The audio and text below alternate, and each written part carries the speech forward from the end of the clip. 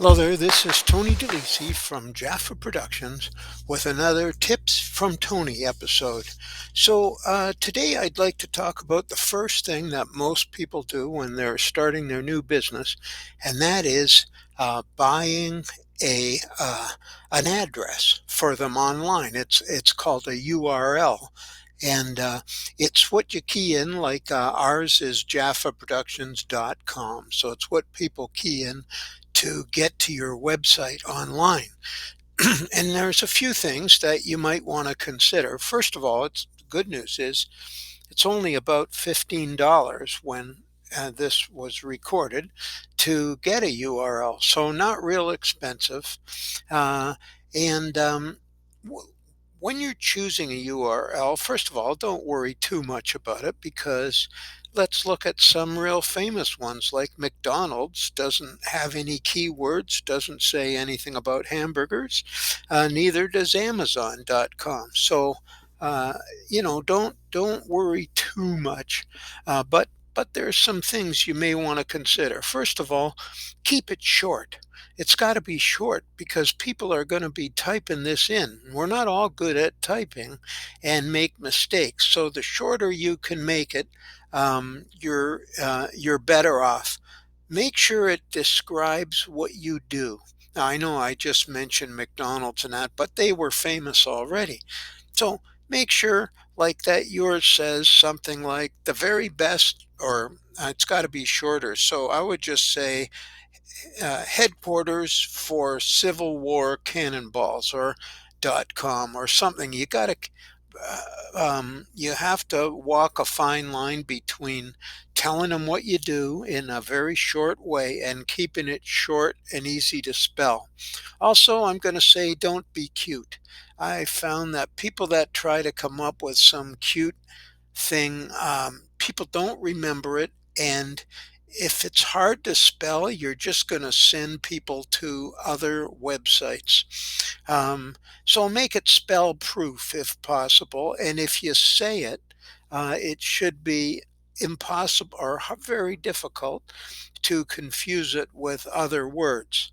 Now, before you finalize your choice, key it into the search engines and see who else has it. If there's giant companies that have it, well, that's not good. You'll have a hard time competing with them. Or if something really famous has it, you're going to have a hard time. I've run into this many times, and it's always someone really famous. I one time, and we still have the website called dogs, something about dogs. I can't remember right now. But turns out there was a British TV show with the same title. So we're never going to compete with that. Try to make sure that your domain isn't with some person or some book or some TV or movie that's very famous because then you'll have an uphill battle. Um, also, make sure that you choose a host next. The next question is, are you going to bracket it?